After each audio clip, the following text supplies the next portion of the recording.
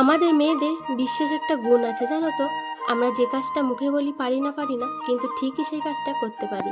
Hello everyone, good morning. তো কেমন আছো তোমরা সবাই? আশা করছি ভালো আছো আর সুস্থ আছো। আর আমিও কিন্তু খুব ভালো আছি। আমার একটা ছোট্ট মিনি ব্লগে তোমাদের জানাচ্ছি স্বাগত। এখন বাজে সকাল 5:30। ঘুমের থেকে উঠেই দেখছি বাইরে ঝিরঝির করে বৃষ্টি পড়ছে। তো কিছুক্ষণ অপেক্ষা করার পর দেখি বৃষ্টিটা থেমেছে। উঠোনটা পুরোপুরি ঝাঁটনা দিতে দিতে আবার ঝিরঝির করে বৃষ্টি শুরু হয়ে গেল। মাথার ওপর একটা গামছা নিয়েই আমি বাকি কাজগুলো শুরু করলাম, কারণ এই বৃষ্টি যদি এখন মাথায় পড়ে তাহলে কিন্তু আবার আমার মাথা যন্ত্রণা শুরু হয়ে যাবে। আজ দুদিন ধরে যে কি হয়েছে আমার বুঝতেই পারছি না।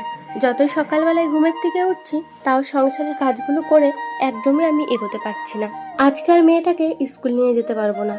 কালকে তো নিয়ে গিয়েছিলাম, ম্যাডাম এসেছিল না। আর আজকে ভেবেছিলাম নিয়ে যাব, কিন্তু আজকে বরমশাই বাড়িতে ছিল। তবু বরমশাইকে ভাত রান্না করে দিতে পারলাম না।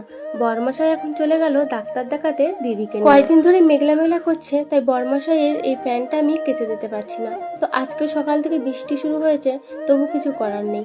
বকা খেতে খেতে আর একদমই ভালো লাগছে না, তাই ভাবলাম আজকে আমি ধুয়েই দিই। জানো তো, পর মানুষের থেকে কাছের মানুষের মুখ ঝামটা বেশি কষ্ট দেয়। আজকে অল্প কটাই বাসন হয়েছিল, সেগুলো মাজা হয়ে যাওয়ার পর মনে পড়লো কড়াইয়ের কথা। তা কড়াইটা বাইরে নিয়ে চলে আসলাম আর মেজে নিচ্ছি। আর কড়াই একটু পুড়ে গেলে মাজতেও কষ্ট হয়, তাছাড়া আমারও না ভালো লাগে না ওইভাবে রাঁধতে। জামা কাপড়গুলো ভিজে রেখেছি, জামা কাপড়ে কিছুটা দাগ আছে, তাই একটু পাউডার আনতে যাচ্ছি আর আনবো উজালা। অনেক দিন হয়ে গেল, সবাইকে বলতে বলতে মুখ ব্যথা হয়ে গেল, কারোরই মনে থাকে না নিয়ে আসার জন্য। তাই আমি ভাবলাম দাঁত মাজতে মাজতে দোকানের থেকে নিয়ে আসি। মুখ ধোয়ার পর অনেকটা টাইমই কেটে গিয়েছিল। বাবাকে পাঠিয়েছিলাম বাজারে, বাবাকে বলেছিলাম মাছ আনতে, তো বাবা আজকেও এনেছে পুনা মাছ।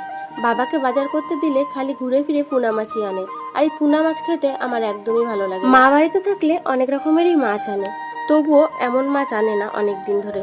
যে মাছগুলো আনে খেতে ভালো না বাসলেও তবু রাগ হয় না, কিন্তু আমার এই পুনা মাছ দেখলে প্রচন্ড রাগ। রান্না বসাতে বসাতে তাও ঘড়ির কাঁটায় 9টা বাজতেই গেল।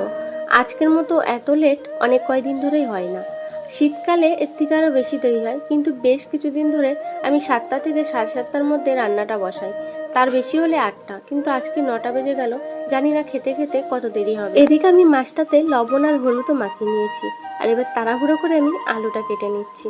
আর আজকে আর পাতাতে রান্না করছি না, কারণ যেহেতু লেট হয়ে গিয়েছে আর পাতাগুলো হালকা একটু ভিজা আছে। কালকে রান্না করেছিলাম, অনেকটাই টাইম লাগছিল, যেহেতু ভিজা আছে তাই আজকে কিছু খড়ি দিয়ে রান্নাটা করলাম।